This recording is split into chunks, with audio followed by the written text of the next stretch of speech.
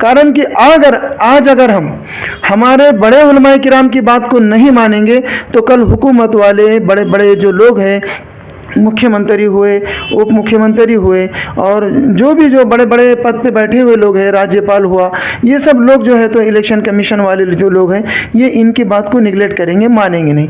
अगर हमने इनकी बात को माना तो हो सकता है आज अगर हमारे हक में ये फैसला सही हो या गलत हो, लेकिन मौलाना सज्जाद नुमानी की बात को हमने माने बोल के बड़े बड़े मुख्यमंत्री और राज्यपाल ये सब जितने भी लोग होते हैं ये मौलाना को बुलाएंगे और बोलेंगे कि आप बताओ हमको ये काम करना है, उसको कैसे किया जाए। आज हम मौजूद हैं MCN समाचार की तरफ से अब्दुल समद बागवान साहब के साथ, जो कि एक सोशल वर्कर है औरंगाबाद शहर के, और ये काफ़ी सोशल वर्क करते हैं औरंगाबाद शहर में। और आज हम समद साहब से इस ताल्लुक़ से बात करने वाले हैं विधानसभा इलेक्शन के ताल्लुक़ से। सज्जाद नोमानी साहब ने जो अभी चंद 2 दिन पहले ऐलान किया है और उन्होंने अपील की है महाविकास आघाड़ी के कैंडिडेट्स को वोट करने के लिए, जिसके अंदर से कई कैंडिडेट्स को उन्होंने, जैसा कि पूरब से डॉक्टर गफ़ार कादरी साहब को कहा है और पश्चिम से राजू शिंदे को वोट करने के लिए कहा है। इस ताल्लुक़ से आपकी क्या प्रतिक्रिया रहेंगी? तमाम को मेरा आदाब, अस्सलामु अलैकुम वरहमतुल्लाहि वबरकातुह। देखिए, मौलाना सज्जाद नुमानी साहब एक इंटरनेशनल लेवल पर चलने वाले आदमी हैं। वो सियासी सूझबूझ भी रखते हैं, दीनदार है, अल्लाह के वली भी है और बहुत बड़े अल्लाह वाले हैं। वो बहुत सोच समझकर फ़ैसला उन्होंने जो भी लिया है बहुत सोच समझकर लिया है।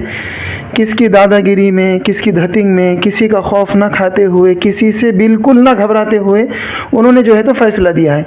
लिहाजा औरंगाबाद के उलमाए किराम को हज़रत मौलाना सज्जाद नुमानी साहब की बात पर बिल्कुल अमल करना चाहिए, क्योंकि उन्होंने बहुत सोच समझकर ये बात कही है और अल्लाह वालों के दिल में अल्लाह वही फ़ैसले डालता है, क्योंकि वो इस्तिखारा नमाज के ज़रिए से अल्लाह से मदद मांगते हैं, मशवरे मांग कर अल्लाह से जो है तो सही राय मांग कर जो है तो फ़ैसला करते हैं। उनका फ़ैसला बिल्कुल गलत नहीं हो सकता, भले ही हमको उसमें नुकसान नज़र आ रहा हो या फ़ायदा नज़र आ रहा हो, लेकिन इंशाअल्लाह उनकी बात में मुझे तो फ़ायदा दिखाई देता है। कारण कि अगर हम हमारे बड़े उलमाए किराम की बात को नहीं मानेंगे तो कल हुकूमत वाले बड़े बड़े जो लोग हैं, मुख्यमंत्री हुए, उप मुख्यमंत्री हुए और जो बड़े बड़े पद पे बैठे हुए लोग हैं, राज्यपाल हुआ, ये सब लोग जो है तो इलेक्शन कमीशन वाले जो लोग हैं ये इनकी बात को निगलेक्ट करेंगे, मानेंगे नहीं। अगर हमने इनकी बात को माना तो हो सकता है आज अगर हमारे हक में ये फैसला सही हो या गलत हो, लेकिन मौलाना सज्जाद नुमानी की बात को हमने माने बोल के बड़े बड़े मुख्यमंत्री और राज्यपाल ये सब जितने भी लोग होते हैं ये मौलाना को बुलाएंगे और बोलेंगे कि आप बताओ हमको ये काम करना है, उसको कैसे किया जाए। इनसे राय मशवरा लिया जाएगा, इनकी इज़्ज़त वहाँ रहेंगी अगर हम इनकी इज़्ज़त करेंगे तो, और हम अगर इनकी इज़्ज़त नहीं करेंगे तो फिर हमारी भी इज़्ज़त नहीं रहेंगी। अगर हमने मौलाना सज्जाद नुमानी साहब की बात को मानकर अगर यहाँ पर एकजुट होके वो जो उम्मीदवार को कहा गया है उसी उम्मीदवार को अगर मत कर दिए, तो अगर वो सीट आपको लगता है, यहाँ लोकल लोगों को लगता है कि नहीं निकलेंगी, अगर नहीं भी निकली तो कल जो है तो कुछ औरंगाबाद के अंदर हंगामी हालत होती है, तो उस वक्त में पुलिस कमिश्नर हो, कलेक्टर साहब हो या और कोई म्यूनसिपल कमिश्नर हो, ये सब जो है तो यहाँ के लोकल लेवल पर जितने भी उलमाए किराम हैं तमाम को बुलाएंगे और बुलाकर मीटिंग करेंगे कि ऐसा ऐसा हो रहा है और हम ऐसा करना चाहते हैं, आप बताओ क्या करना है। तो उलमाए किराम जैसा बोलेंगे ऐसा इन बड़े बड़े अधिकारियों को मानना पड़ेगा, क्योंकि इनकी एकता और इत्तेहाद यहीं से जाएंगी। जो मौलाना सज्जाद नुमानी साहब की इंटरनेशनल लेवल पर, नेशनल लेवल पर लोग उनको जो है तो प्रधानमंत्री भी बात करेंगे और उनकी इज्जत करेंगे, उनकी बात को सुनेगा, मानेगा। उसी तरीके से लोकल लेवल पर जब यहाँ के हमारे औरंगाबाद शहर के जो उलमाए किराम हैं इनकी भी बात कलेक्टर, डिविजनल कमिश्नर, कमिश्नर और पुलिस कमिश्नर ये सब लोग मानेंगे इंशाल्लाह। सर, एक सवाल ये भी अमूमन ये भी देखने में आ रहा है कि MIM के कुछ नीचे के जो कार्यकर्ता है, जो पदाधिकारी है, वो सज्जाद नोमानी साहब की बेहरमती कर रहे हैं, उनके ताल्लुक से अपशब्द डाल रहे हैं फेसबुक, व्हाट्सएप के ऊपर। तो इसके अंदर आपकी क्या प्रतिक्रिया रहेगी? मैं तो बोलूँगा ये तो अल्लाह के अज़ाब को दावत देने के बराबर है, क्योंकि ये जो इंसान है मुत्तकी है, परहेज़गार है, दीनदार है, खानखा चलाने वाला एक इंसान है और बहुत दीनदार है। अगर ये बात उनके ज़ुबान से अगर बद्दुआ ना भी निकले तब भी हम अल्लाह के अज़ाब को दावत दे रहे हैं, क्योंकि बड़े बड़े अल्लाह वाले बद्दुआ तो देते नहीं, लेकिन अल्लाह को जब बुरा लगेगा कि मेरे एक अल्लाह वाले को जो है तो ये लोग बुरा भला कह रहे हैं, तो इनके ऊपर क्या अज़ाब आएगा और ये इसको कैसा भुगतेंगे इसका अंदाज़ा नहीं लगाया जा सकता। एक सवाल ये भी आ रहा है, अभी कुछ घंटे पहले एक वीडियो वायरल हो रही है कि आप डॉक्टर गफ़र कादरी साहब का कुछ हदिया या कुछ अमाउंट बांटते हुए कुछ वीडियो आ रहा है, तो इसके ताल्लुक से आपकी क्या प्रतिक्रिया रहेगी?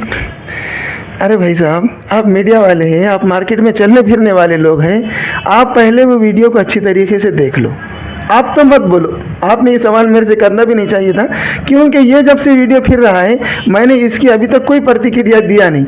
आप समझदार लोग हैं, पहले वो वीडियो देखो क्या है। तो उसके अंदर नारेगांव के मतीन पटेल है, एक ड्राइवर साहब भी है, आजू बाजू बैठे वाले दो लोग नारेगांव के हैं जो ख़ास तौर पर एमआईएम के लोग हैं, एमआईएम मजलिस इत्तेहादुल मुस्लिमीन के वो लोग हैं, और वो जो है तो आपस में भी मिल बांट के पैसे गिन रहे हैं। वो भी मेरे बाजू वाले भी गिन रहे हैं, वो उधर इधर साइड वाले भी गिन रहे हैं, और वो पैसे कोई बहुत बड़ी रकम नहीं है, वो बहुत बड़ी रकम नहीं, बांटने को दे जैसी रकम नहीं है ना, वो तो मेरे को अकेले को भी नहीं पूरेंगी, या मैं आपको खर्चे को दूँ तो आपको महीने दो महीने के लिए भी नहीं पूरेंगी, वो खर्चे के लिए आपको भी दूँ तो।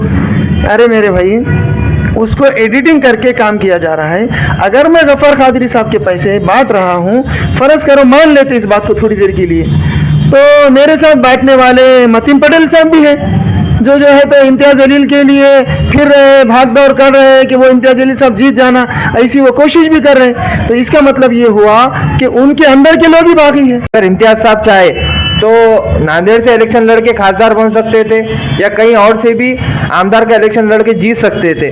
कहीं ऐसा तो नहीं है कि इम्तियाज़ जलील साहब जो पूर्व से इलेक्शन लड़ रहे हैं, अतुल साहब जो बीजेपी के कैंडिडेट है, उन्हें जिताने के लिए तो नहीं खड़े हुए? बिल्कुल सही बात बोले आपने, उन्हीं को जिताने के लिए तो खड़े हो। अतुल साहब को जिताने के लिए इम्तियाज़ जलील साहब खड़े हुए हैं। आपको भी समझ रहा है, आप भी वही सवाल मेरे से कर रहे हैं। मैं आप जो अल्फाज बोल रहे हैं मैं भी वही बोलने वाला हूँ, वही बात सच्ची है। क्योंकि आप नांदेड़ से लड़ने वाले थे, आपने क्यों नहीं लड़े?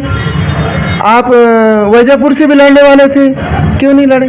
आप झारखंड से भी लड़ने वाले थे, क्यों नहीं लड़े? अतुल साहब ने ख़ास तौर पे आपको मुस्लिम मत काटने के लिए यहाँ बुलाया है, और आपको उसकी अच्छी खासी रकम भी दी गई है कि आप यहीं से लड़ो, वो लोग जितने देंगे उससे ज़्यादा मैं दूंगा। अतुल साहब के ये अल्फाज होंगे तभी तो यहाँ के लड़े, क्योंकि आपने जो फैसला लिए मुसलमानों के विरोध में लड़ने का, डॉक्टर अब्दुल गफ़ार कादरी साहब के विरोध में लड़ने का, 24 तारीख को अब्दुल समद बागवान ने वहाँ से फॉर्म भरे हुए पूर्व से, अब्दुल समद बागवान के विरोध में लड़ने का, किस लिए लिए? अतुल साहब ने बोला तभी तो लिए ना, वरना क्यों लेते आप? आपने 29 तारीख को यहाँ से फॉर्म क्यों भरे मुसलमानों के विरोध में? आप मुसलमानों को हराना चाहते क्या? अतुल साहब को बीजेपी की सीट जिताना चाहते क्या? जैसे आपने लोकसभा के समय भुमरे साहब को बीजेपी की सीट को जिता के दिया। सिर्फ आपने मुस्लिम मत लिया लोकसभा के समय, और मुसलमानों को भी पूरे मत नहीं लिए, ये कहकर कि मैं मुसलमानों को जूती के नोक पे रखता और फलाना उनके विरोध का उनका विरोध करने वाला जो भी मुसलमान है वो घटिया है और हल्का है, और मैं ऐसे लोगों की बात का जवाब नहीं देता, छोटे मोटे लोगों की बात का मैं जवाब नहीं देता, ऐसा बोल के उन्होंने मुस्लिम मतों का भी विभाजन किया है, मुस्लिम मतों को भी कम किया है, उसका भी रेशो कम करके जो है तो जितना मिल सकता उतना लिया, बाकी सब मत जो है तो उन्होंने भुमरे साहब की झोली में डाले हैं। तो आज आपने देखा, हमने अब्दुल समद बागवान साहब से बात की है। बस आज के लिए इतना ही। आप देखते रहिए MCN समाचार खान राफी मोहम्मद के साथ।